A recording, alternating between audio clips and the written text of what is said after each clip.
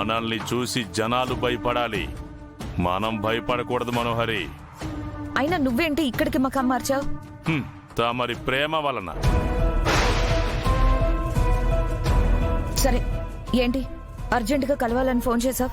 ఆత్మ భూమి మీద ఉండబట్టి 4 మండలాలు దాటింది. అయితే రేపు జిల్లాలు కూడా దాటమని చెప్తానులే. మనోహరి, ఆ ఆత్మలో ఏమైనా మార్పులు గమనించావా? అది నాకు రోజు కనిపించి హాయ్ చెప్తుంది. మరి కలర్ తగ్గిందా, బరువు పెరిగిందా అని చూడ్డానికి. మనోహరి, ఏంటలా వెటకారంగా మాట్లాడుతున్నావు? దయచేసి నేను అడిగిన దానికి సమాధానం మాత్రం చెప్పు. నువ్వు అడిగిన క్వశ్చన్స్ కి సమాధానం ఎలా చెప్పాలో నాకైతే అర్థం కావడం లేదు గోరా. మార్పులంటే ఎలాంటివి? అనుమానాస్పదంగా జరగడం లాంటివి.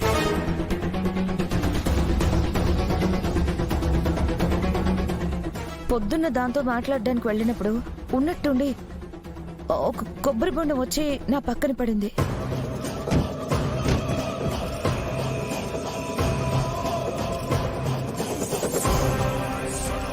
ఇంకేం జరిగింది? ఇందాక కూడా వస్తుంటే అక్కడేం లేదు, కానీ దేన్నో తగులుకొని నేను కింద పడిపోయాను. చూస్తే అక్కడ నా కాలికి అడ్డంగా కూడా ఏం లేదు.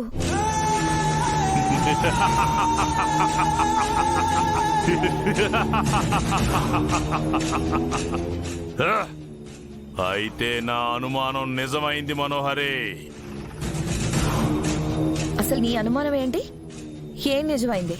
ఆ ఆత్మ 4 మండలాలు భూలోకమున ఉంటే శక్తివంతముగా తయారవుతుందని మా దేవా చెప్పాడు.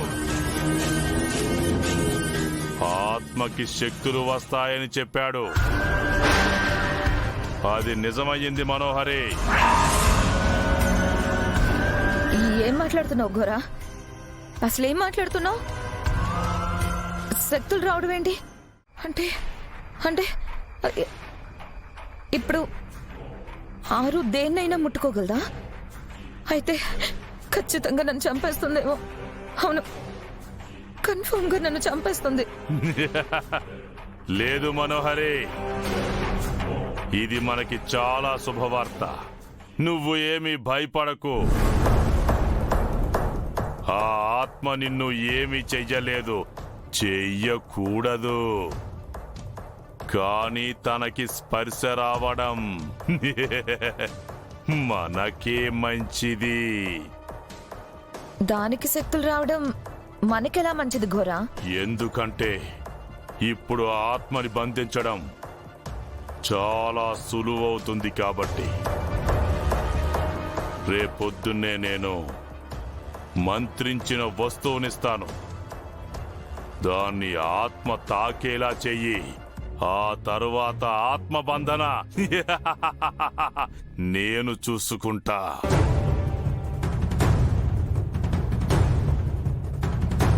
లేదు గోరా, లేదు. మొన్న కూడా ఇలానే అంతా నేను చూసుకుంటాను అని చెప్పావు. అంతా నేను చూసుకుంటాను అన్నావు, కానీ చివరికి ఏమైంది? నాకెందుకో. ఎందుకంటే నా అంజుని ఈ సమాజం నుంచి కాపాడటానికి ఒక అనాథగా ఈ సమాజంలో బతకడం ఎంత కష్టంగా తెలిసిందానిగా ఆ బాధ నా కూతురు పడకూడదు అనుకున్నాను కాబట్టే. ఏమైందండి సడన్ గా అలా డల్ అయిపోయారు? ఏమీ లేదు మిస్ అమ్మా, నువ్వు వెళ్ళి త్వరగా రెడీ అయ్యరా, షాపింగ్కి వెళ్దాం. సరే అండి.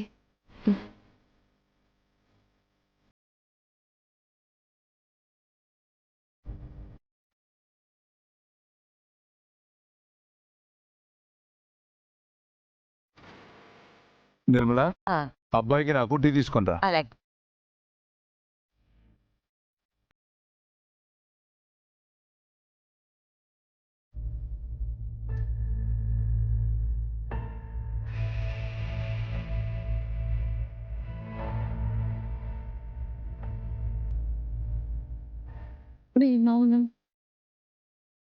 మీ మౌనం వెనక ఉన్న కారణం,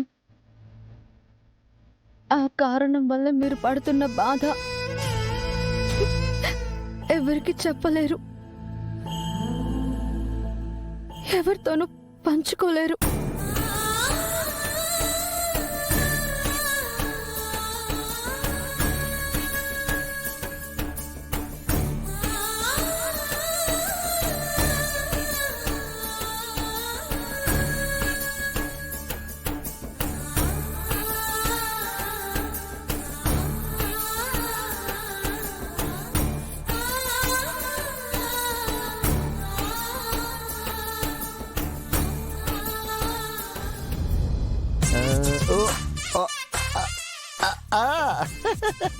భలే ఉంది, భలే ఉంది.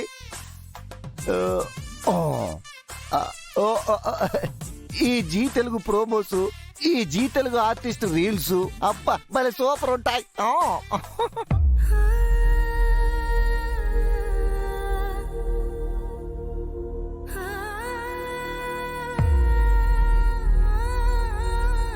నీకు అమ్మాయి పుట్టినరోజే చెప్పలేదు, మాకైతే అమ్మాయి పుట్టిందాకా కూడా చెప్పలేదు.